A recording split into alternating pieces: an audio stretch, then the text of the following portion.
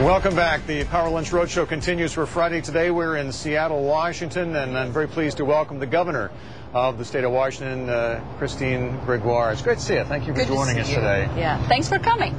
Our pleasure. And we were talking during the break here. You have a pretty strong economy right now, not just in Seattle, but throughout the whole state here. You have a good diversity of businesses right now, don't you? Yeah, we have enjoyed an amazing comeback from a downturn, obviously, in the economy, 2004, 2005. We've created about 210,000 new jobs. We've gone from a $2.2 billion deficit. We've got $1.5 billion sitting in the bank right now. We've just experienced this year our lowest unemployment rate in history in this state. So we're sitting on a very, very good economy right now. It's very exciting, and it's everywhere. It's literally everywhere. And you're not resting on your laurels. I know you're trying to develop trade relationships because, as somebody pointed out to me yesterday, you're sort of geographically the closest to Asia here for the United States. Is that where your greatest growth opportunity lies in the future? There's no question about it. We've got about 9,000 companies that do business around the globe. And of course, when you think about it, you think about icons like Boeing and Microsoft and so on. No, the majority, 90% of them, are less than 500 employees. It's our geographic location. Last year alone, we exported about $53 billion in Washington products, and we're up another 30% this year from that. And getting companies to come here, do you have to do tax breaks? I mean, so many states that we go through, they have to provide tax credits and things just to get companies to build plants there. What about here? You know, I'll tell you why people really love to come to our state. One, the economy's booming. They know the location is second to none for trade in particular. But there's a piece of it all that kind of rises to the top, which is they love the quality of life in Washington State. And they want it for themselves and their family, they want it for their employees, and they want a great education. And we offer both, and that's a big priority for any business. But it does have an impact on the housing market. You are among the most expensive in the country right now, and you're showing no signs of a downturn right now. No.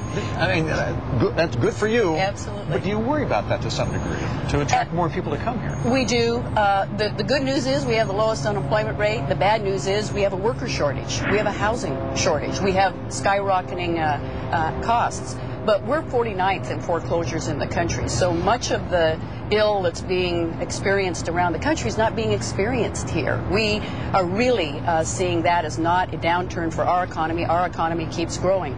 So we're going to have to be able to have affordable housing. We're working on that. We're going to have new workers, and we're working on education, training skills. Those are challenges, frankly, I'd rather have than a $2.2 billion shortfall. Well, and as I was saying earlier, you are in the enviable position that many governors would like to find themselves in. You have this budget surplus. There's a ballot initiative on the ballot for next month to try and create a state emergency fund. Talk about that. You know, we have a tendency to go in a roller coaster. As a result of 9/11, we took a real hit in this state. And I'm trying to get us off that roller coaster. And I'm trying to get us a constitutionally protected, I call it a rainy day fund, like any family would have. So that if we hit a tough time in the economy, we've got something there so we don't have to make cuts, we don't have to raise taxes. I'm really optimistic the people of the state of Washington are going to say, I do it in my own home, I would hope the state would do this. What would you do with the money otherwise?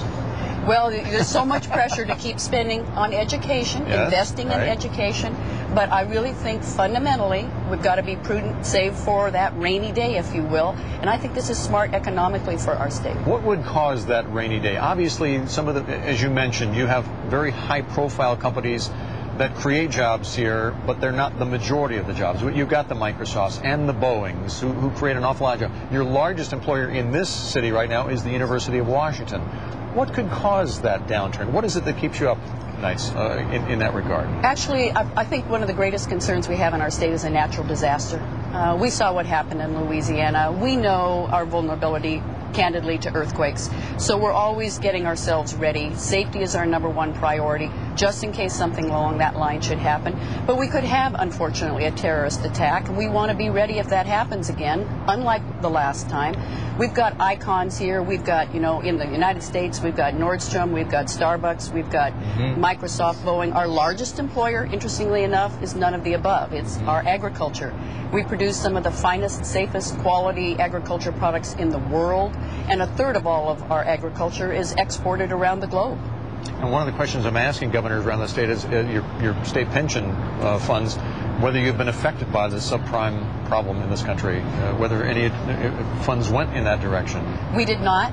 Again, our pension fund is sound right now. It wasn't sound a couple years ago, I have to admit, but through the last couple of years we have made it sound again. Our investments are very diversified. We did not get into the subprime market. So we're very fortunate as a state now to sit on a hot economy and not be looking at what I think many of my colleague governors around the country are with that subprime market and the foreclosures. Governor Gregoire, I appreciate you stopping by. Thank you for joining us. You bet. Thank you. Chris Gregoire, the governor of Washington, joining me here in Seattle today.